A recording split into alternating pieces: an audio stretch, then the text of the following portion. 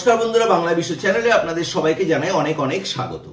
বাংলাদেশে হিন্দুদের উপর যেভাবে অত্যাচার করা হচ্ছে সেই ঘটনা কিন্তু আমরা দিন বা দিন পেয়েই যাচ্ছি এবং ঘটনার মাত্রা এমন ভাবে বেড়ে চলেছে। আপনার সামনে আমি দুটো ভিডিও উপস্থাপনা করব এবং দুটো ভিডিওর তথ্যই কিন্তু পাওয়া গেছে টুইটার থেকে। টুইটারের সূত্র ধরে এই দুটি ভিডিও আমাদের সামনে এসছে এবং আমি দাবি করতে পারি এখনো পর্যন্ত বাংলার কোনো চ্যানেলে এরকম ভিডিও আপনারা দেখেননি। কিভাবে অত্যাচার করা হচ্ছে বাংলাদেশি হিন্দু নারীদের, এবং সেখানে কিন্তু ছাড় নেই বাচ্চাদেরও। এই মুহূর্তে দাঁড়িয়ে সনাতনী হিন্দু হিসাবে আপনার কি করা উচিত সেটাও কিন্তু আপনি কমেন্ট বক্সে জানাবেন। এবং একটা কথাই বলবো, কোনো প্ররোচনায় পা দেবেন না এই ভিডিওটি দেখার পরে, কারণ এই ভিডিওটি আপনাকে কিন্তু অনেকটা বিচলিত করে দিতে পারে। আমি আগে থেকেই ডিসক্লেমার দিয়ে রাখলাম। শুরু করছি আজকের ভিডিওটি, সঙ্গে থাকুন, সাবধানে থাকুন। আমি বাস থেকে নামি একটা চেঞ্জে উঠছিলাম। ওই চেঞ্জিতে একটা লোক ছিল আর মামাটা ছিল। মামাটা মাঝখানে নিয়ে যায়, আমাকে বলতেছে কি, বোন আমার তো গাড়ি নষ্ট হয়ে গেছে, এখন আপনি আর একটা গাড়ি করে চলে যান, এটা বলছে। এটা বলার পরে আমি আজ ওইখানে মাঝখানে আমি কই যাবো, আমি মানুষের পাশে এসে যাচ্ছে, আমি ব্যাগ দিতেছি ওই দিক থেকে আরেকটা গাড়ি নেওয়ার জন্য। আসার পর থেকে একটা ছেলে ছেলে ওই ব্রিজের দিকে দৌড়ে এসে আমার মুখ চেপে ধরছে। প্রথমে মুখ চেপে দেওয়ার পর আমি যখন ওর সাথে ছোড়াছুড়ি করতেছি, আমি বলতেছি আমার কেউ সাহায্য করেন, একটু বাঁচান, আমাকে একটু বাঁচান, এগুলো বলার পরে যখন আমি বেশি চিৎকার করতেছি, দেখছি আরেকটা ছেলে এসে আমাকে আর মুখ চিপে ধরে, একবার ওদের একটা কাপড় ছিল ওইটা দিয়ে আর মুখ চিপে ধরে আমার কথা বলতে দেয় না। আমাকে ওইখানে চুলাচুলি করে ব্লকের নিচে ফেলেছে, ওইখানে নিয়ে যায়। ভাই কি বলবো, নিয়ে যায়। আপনারা বুঝেই গেছেন যে একজন হিন্দু নারীকে, একটি অল্প বয়সী মেয়েকে এইভাবে নোংরা কাজ করা হচ্ছে, তার সাথে শারীরিক অত্যাচার করা হচ্ছে। কিছু মুষ্টিমেয় বাংলাদেশের ছেলেরা করছে, তিনি বাইট দিচ্ছেন এবং বলতে বলতে বলছেন, ভাইয়া এর বেশি আমি বলতে পারবো না। কার প্রোফাইল থেকে আমি ভিডিওটি পেয়েছি টুইটারের, সেটাও আমি এখানটাতে স্ক্রিনশটে দিয়ে দেব। এবার বিষয় হচ্ছে, ভাবুন তো যদি এই ঘটনা উল্টো হতো, বাংলাদেশে না হয়ে যদি ইন্ডিয়াতে হতো এবং কোনো মুসলিমের সাথে হতো এবং কাজটা যদি কোনো হিন্দু করতো, কি হতো ঘটনাটা? দাঙ্গা বেঁধে যেত, আগুন লেগে যেত, ছেড়ছাড় করার জন্য বিশাল কিছু হয়ে যেত একটা। কিন্তু বাংলাদেশে এটা নিয়ে সেখানকার সরকারের কোনো হেলদোল নেই, যারা করেছে তাদের ধরপাকড় নেই, বরং হিন্দুদেরকে বেশি পরিমাণে ভয় দেখানো হচ্ছে যে তোমরা দেশ ছেড়ে চলে যাও। এবার এই হিন্দুরা যাবে তো যাবে কোথায়? বাংলাদেশ থেকে তো সেই সব হিন্দুরাই আসতে পারেনি যাদের বাংলাদেশে বসত বাড়ি রয়েছে বা বসত বাড়ি ছিল, জেনারেশন টু জেনারেশন জমি জমা প্রফেশন চলে আসছে, তারা সেখানে এস্টাবলিশ হয়ে গেছে। তারা কেন আসবে? ছোটবেলা থেকে আমরা দেখে এসেছি যে তারা কেন আসবে। এবার যারা বাংলাদেশ থেকে আসতে চাইছে, আমার ভিডিওতে অনেকে কমেন্ট করে যে সিএ কিভাবে আমরা আসব। এখানেও অনেক ধরনের ক্লজ রয়েছে যে সিএ তে 5 বছরের থাকার ব্যাপার রয়েছে দেশে এবং তারপরে আবেদন করার ব্যাপার রয়েছে। যারা বাংলাদেশে রয়েছে তারা এই মুহূর্তে কি করে করবে, কি করে আসবে? কথাটা ঠিকই, কারণ তাদের যারা অ্যাকচুয়ালি ঘটনাটা কি ঘটেছে, যাদের আসার কথা নয় তারা ইলিগাল ভাবে দু দেশেরই ভোটার আইডি কার্ড বানিয়ে নিয়েছে, most of the Muslim from Bangladesh. But যেসব হিন্দুরা এখানে এসে সেটেল হতে চায়, তারা ওখানটাতে এত কিছু করে ফেলেছে, মানে তাদের ওখানে জমি জমা বা তাদের পৈতৃক জিনিস রয়েছে, সেই ভিটার টানটা তারা ছাড়তে পারেনি। এবার এমন একটা কন্ডিশন যেখানে বর্ডার প্রায় সিল, চারিদিকে একটা যুদ্ধংদেহী রব, এই মুহূর্তে তারা দেশ ছেড়ে আসতে পারবে না। এবার সেখানকার মুসলিমরা এটাই চাইছে, হিন্দু নিধন করো, যদি 2 লক্ষ হয় তাহলে পরে সেটাকে নামিয়ে আনো 50,000। এছাড়া কিন্তু তাদের কাছে আর কোনো রাস্তা নেই। আমরা প্রায় প্রতিদিন নতুন ধরনের ভিডিও পাচ্ছি এবং এই এটা ভিডিও হয়েছে বলে এরকম ঘটনা আয় দিন হচ্ছে। অনেকে মুখ খুলছে, অনেকে মুখ খুলছে না। হিন্দু নারীদের উপর অত্যাচার, নারী নির্যাতন এবং এইভাবে জিনিসগুলো যেভাবে হচ্ছে সেটা রিয়েলি বিস্ময়কর এবং সেখানকার সরকারের কোনো হেলদোল নেই। কালকেই একটি ভিডিও ভাইরাল হয়েছে যেখানে একজন বিএনপি সাপোর্টার মহিলা নেতা কথা বলার জন্য তাকে বলা যেতে পারে তার জামা কাপড় প্রায় ছেঁড়ার পরিস্থিতি হয়ে গেছিল, সেই ভিডিও আমরা দেখেছি। তো সেখানে নারী সম্মান কোনো সময়ই ছিলই না, এবং স্পেশালি হিন্দুদের যেভাবে টার্গেট করা হচ্ছে, এই মেয়েটির কি দোষ ছিল যে লাস্টে সে এরকম কাকুতি মিনতি করছে। এবার আমি সেখানকার আরেকটি সেকেন্ড ফেজের ভিডিও আপনাকে দেখাবো, সেটি শুনলে আপনার রক্ত আরো গরম হয়ে যাবে। করতে শোনেন একটু, তোমার নাম কি? আমার নাম ঋতুরানী বর্মন, আমি ক্লাস 7-এ পড়ি। স্যার ক্লাসে গেলে গায়ে হাত দিয়ে কথা বলে আর বলে তুমি মুসলমান হয়ে যাও, তুমি মুসলমান হলে কি হয়, আর গরু খাওয়ার কথা বলে। স্যারের নাম কি? নাজমুল স্যার। নাজমুল স্যার। তুমি কোন স্কুলে পড়তো? শফিউদ্দিন মোল্লা পাবলিক স্কুল। এটা কড্ডাতে? আচ্ছা, কড্ডা বাসনের মধ্যে পড়ে।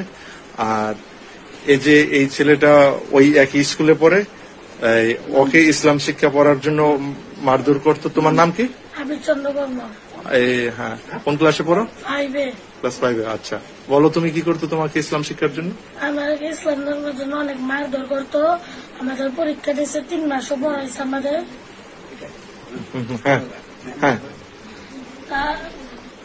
তারপরে একদিন আমার বাবাকে জানাই, তারপরে আমার বাবা স্কুলে বলছে অভিযোগ নিয়ে, তারপর স্যারের কোনো বিচার দেয় নাই। বিচার করে নাই? আচ্ছা আচ্ছা। মানে তোমাকে এই ইসলাম শিক্ষা বই পড়াইতো আর এটা থেকে পরীক্ষা নিচে পড়ে, এটা নাম পড়লে পিটাইতো? আচ্ছা, ঠিক আছে। তো এই যে আবিরের বাবা উনি, তো ওনাদের এলাকাতে থাকা মুশকিল হতো। ভিডিওটি বাচ্চাগুলো কি বলছে। ছোটবেলায় আমরা যখন স্কুলে পড়তাম তখন কিন্তু আমরা দেখতাম যে সমস্ত সরকারি স্কুল পশ্চিমবঙ্গে বা সরকারি এডেড একটু বড় মাপের স্কুল হলে সেখানে আমরা হিন্দু ভাইদের সাথে যারা মুসলিম স্টুডেন্টরা থাকতো, আমরা যেমন ক্লাস 8-এ গিয়ে নিতাম হচ্ছে 7-8-এ সংস্কৃত অ্যাডিশনাল হিসাবে, তারা কিন্তু আরবি নিত। আর প্রতিটি স্কুলে একজন করে মুসলিম টিচার থাকত। কিন্তু বাংলাদেশে কি প্রতিটি স্কুলে সংস্কৃত পড়ানো হয়? সেখানে কি প্রতিটি স্কুলে একজন হিন্দু টিচার থাকা বাধ্যতামূলক?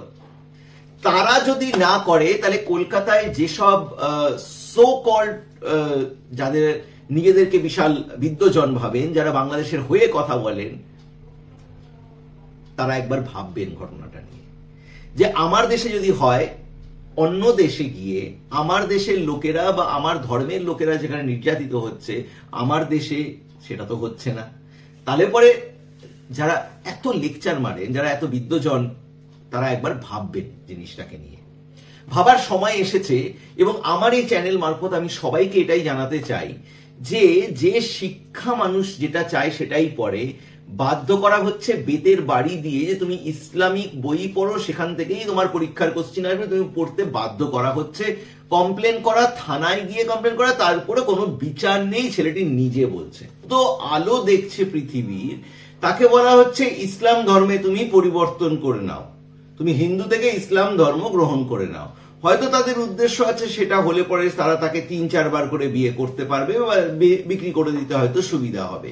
মানে হিন্দু নারীদের উপর এবং হিন্দুদের উপর যেভাবে এরা টার্গেট করছে, এদের অ্যাকচুয়ালি মনে হয় ইচ্ছেটা যে 2025-এর মধ্যে সেখানে 2 লক্ষ বা 3 লক্ষ থেকে সংখ্যাটাকে 50,000 বা 40,000-এ নিয়ে আসা। ভাবতে অবাক লাগে যে হিন্দুরা তাহলে বাঁচবে কি করে?